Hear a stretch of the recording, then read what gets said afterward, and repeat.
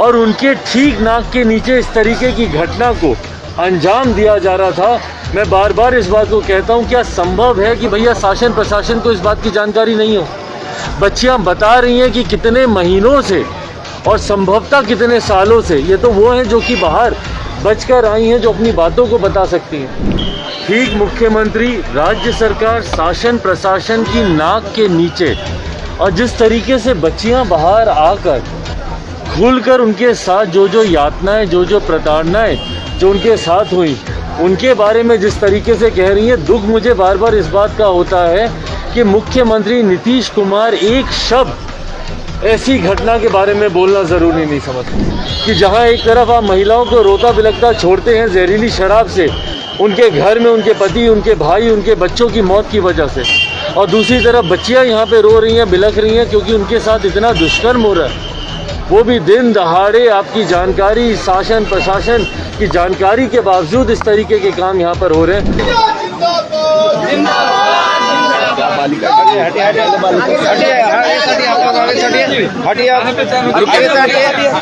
आप लोग का हो गया। अरुण बाबू आगे से हटो ना भाई।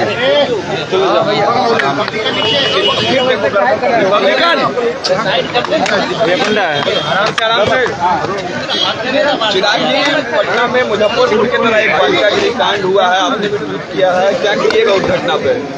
देखिए, इससे ज़्यादा शर्मनाक मतलब अभी तो मुजफ्फरपुर में जिस तरीके से शेल्टर होम में घटना घटी थी, उसके जख्म अभी तक भरे भी नहीं थे कि उतनी ही या उससे ज़्यादा बदतर निंदनीय घटना जो यहाँ पटना में शेल्टर होम में घटी है।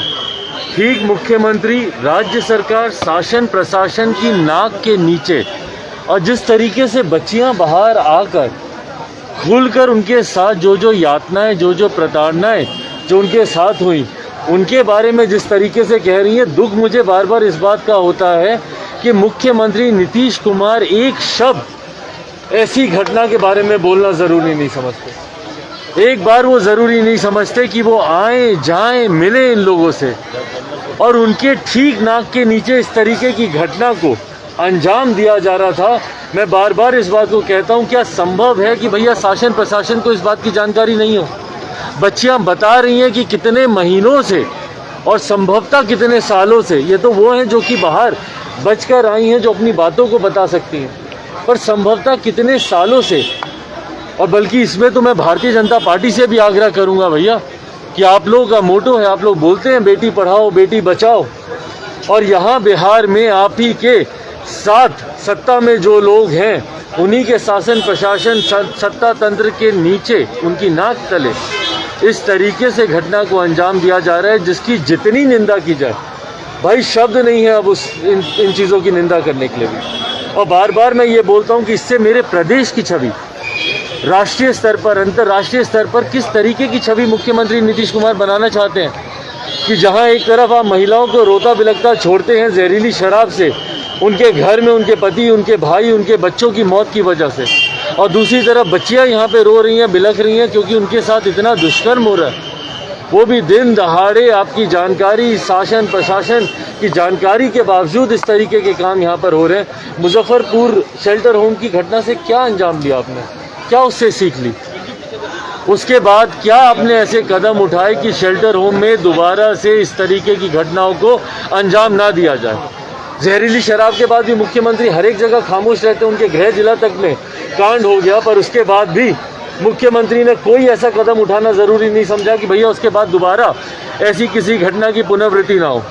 परिणाम स्वरूप उसके बाद छपरा में इसी तरीके की घटना घटी, बक्सर में इसी तरीके की घटना घटी, और मुजफ्फरपुर शेल्टर होम के बाद आपने कोई ऐसी कार्रवाई नहीं की, जिसका परिणाम है कि आज पटना में, शहरी इलाके में, पटना में जहाँ पे पूरी सरकार रहती है, वहाँ पे शेल्टर होम में इस तरीके की घटना घट रही है।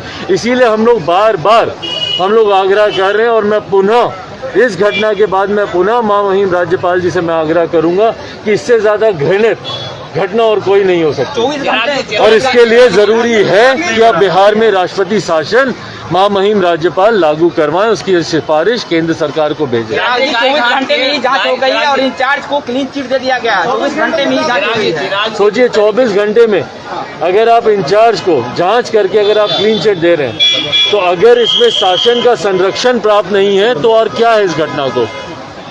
जो वहाँ पर इंचार्ज है, आपने उसके अगर रहते हुए अगर इस तरीके की घटना को अंजाम मिल रहा है तो आप बताइए ना कौन, हम लोग जिम्मेदार हैं, कौन जिम्मेदार है।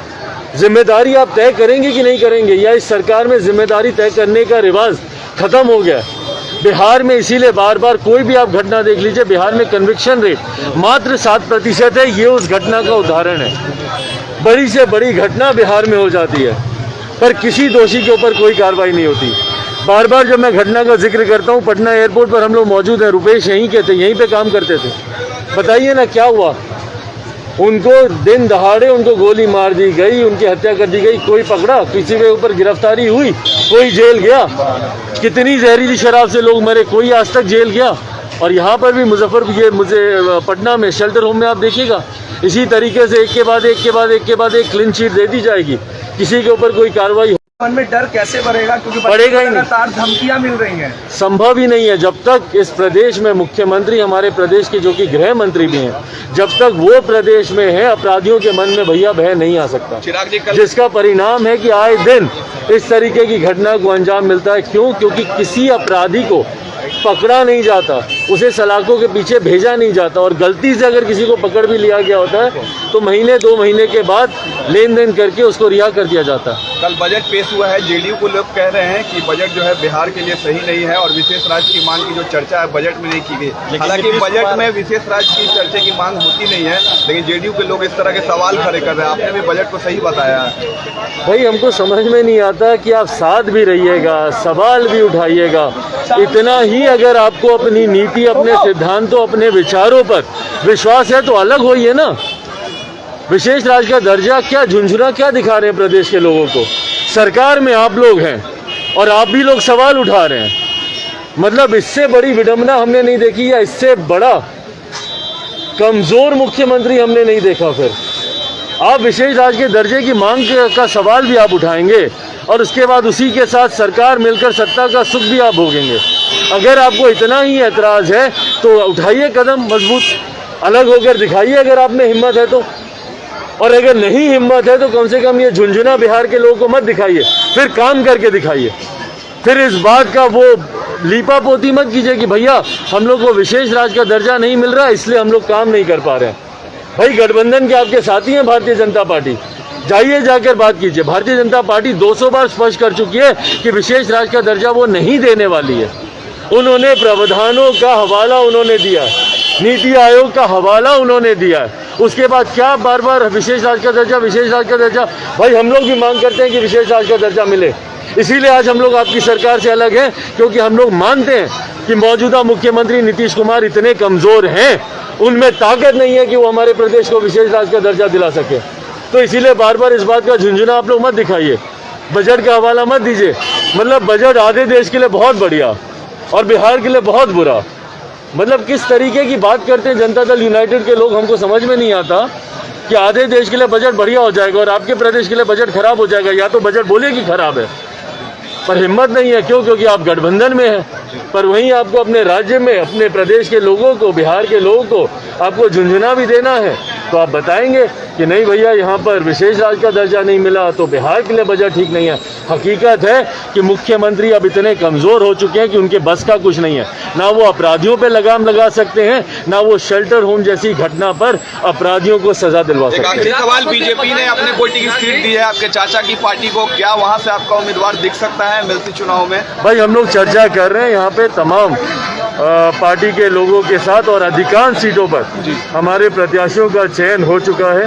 संसदीय बोर्ड, प्रदेश संसदीय बोर्ड के द्वारा कई नामों का सुझाव हम लोग को भेजा जा चुका है, जिसमें से अधिकांश नामों पर फाइनल मोहर भी लग चुकी है। जिस विशेष सीट का आप जिक्र कर रहे हैं, मैं सीट के बारे में नहीं बोलूँगा, पर इतना मैंने ज़रूर बोला है कि अधिकांश सीटों पर जहाँ पर पार्टी के प्रत्याशी मजबूती से उन्होंने तैयारी कर रखी है, उनको हम लोग जरूर प्रत्याशी के तौर पर कल के बजट से, क्योंकि नाराजगी अगर है कि विशेष पैकेज नहीं मिला, विशेष दर्जा नहीं मिला, ठीक है नाराजगी है तो, लेकिन मिला क्या आप बताइए। भाई जब केंद्रीय बजट पेश होता है तो वो राज्य स्पेसिफिक होने की बजाय वो पूरे देश भर के लिए होता है। मुझे खुशी इस बात की ज़रूर है कि मौजूदा परिस्थितियों में मौजूदा परिस्थिति का जब मैं जिक्र करता हूँ तो उस वक्त मैं इस बात को कहना ज़रूरी समझता हूँ कि पिछले 3 साल से पूरी दुनिया और हमारा देश जिस महामारी के दौर से गुजर रहा था, उस महामारी के दौर के बावजूद जिस तरीके से कल का बजट केंद्र सरकार के द्वारा पेश किया गया है, वो मौजूदा परिस्थिति के हिसाब से फिर भी काफ़ी मजबूत और सशक्त बजट है, जिसमें हर वर्ग का और ख़ास तौर पर समाज के गरीब वर्ग का और युवाओं का, जो कि यंग एंटरप्रेन्योर्स हैं, जो कि स्टार्टअप जैसी योजनाओं का सहारा लेकर देश की जीडीपी में अपना योगदान देना चाहते हैं, तमाम उस क्षेत्र का ध्यान रखा गया। फ्यूचरिस्टिक सोच का भी इसमें ध्यान रखा गया है, जहां पर आपने पहली बार डिजिटल करेंसी को इसमें रिकॉग्नाइज किया गया है। तो मौजूदा परिस्थिति के हिसाब से मैं संतुष्ट हूँ। हाँ, अगर टैक्स में कुछ रिबेट्स होते तो मध्य वर्ग के लोगों को ज़रूर इसमें काफ़ी और रियायतें मिलती, उनको थोड़ी सी सहूलियत मिलती, जो कि रिबेट्स नहीं आए। बट उसके बावजूद मैं समझता हूँ कि बजट काफ़ी संतुलित है। हो गया लोग